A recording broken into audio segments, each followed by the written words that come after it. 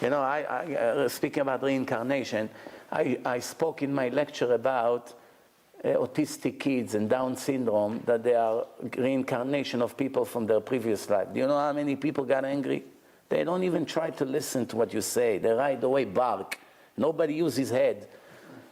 First of all, they ignore the parts that I started by saying that this is high souls, very holy souls, that they have very little to correct.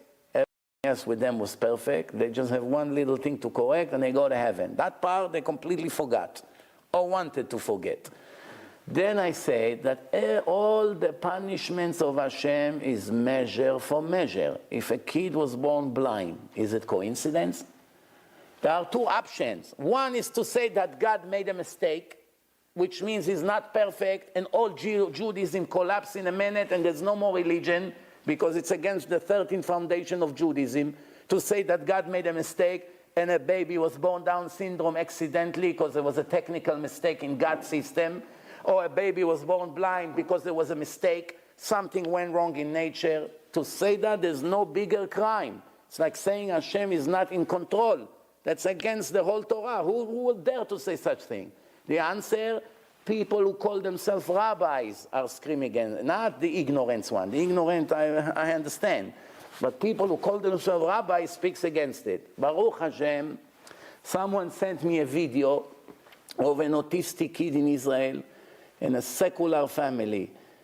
I posted it on my Facebook page, Leman Iru V'Yirau, that everyone would see in their own eyes and maybe they'll be ashamed and they'll go to hide and maybe one day they send an apology, maybe.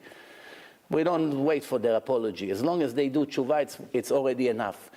And it shows a secular family and they interview them and they see the kid over there and they communicate with the kid with a computer. Because, you know, it's brain damage. He cannot understand.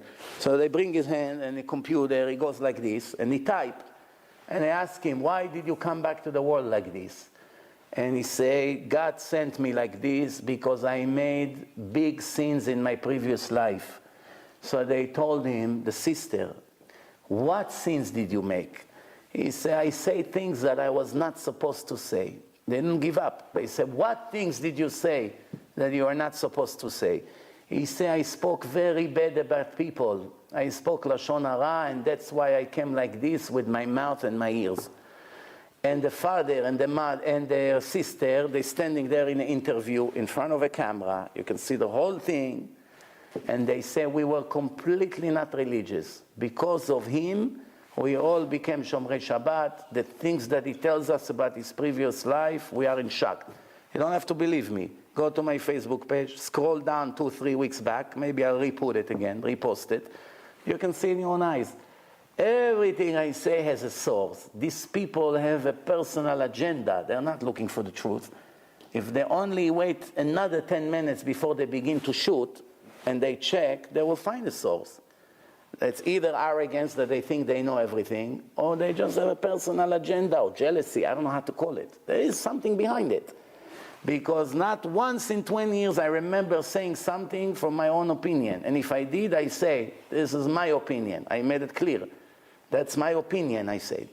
I say when it happens very rarely, but when I do say something that I think, I say it's my opinion. Everything else comes from the books. Punishments in the eyes, measure for measure, in the Gemara. All punishments measure for measure, Chazal. Reincarnation, the Ari HaKadosh, Shar HaGilgulim, a whole chapter explain what wicked people comes back in reincarnation for what sins. I wrote it, all the reincarnation, that Hevel came back as Moshe Rabbeinu, and Cain came back as Yitro, and Yitro gave his daughter Tzipora to Moshe, which means Cain gives a girl to Hevel. All this reincarnation by Chachamim. I wrote it, I designed the Torah, I wrote the Torah. What is the complaint here? I don't understand. You either listen to what the Torah says or you don't want to listen.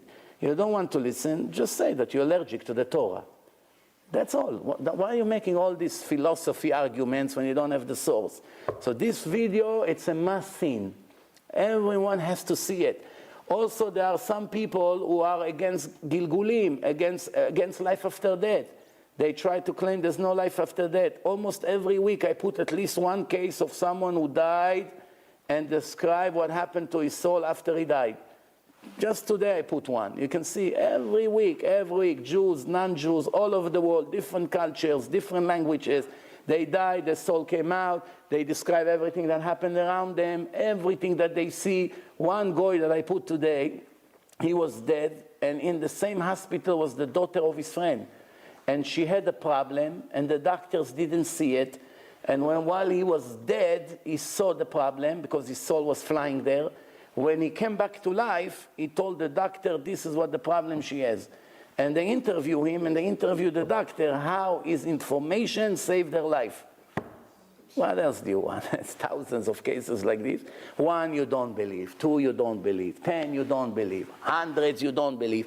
1,000, you don't believe. There are 30 million cases in America alone. How long you'll be stubborn? Even Pharaoh surrendered after 10 examples. You need more than 10 examples? Thank you very much. Thank you very much. The Levy family, is always a pleasure to be here. We'll see you here again in the future. Thank you very much.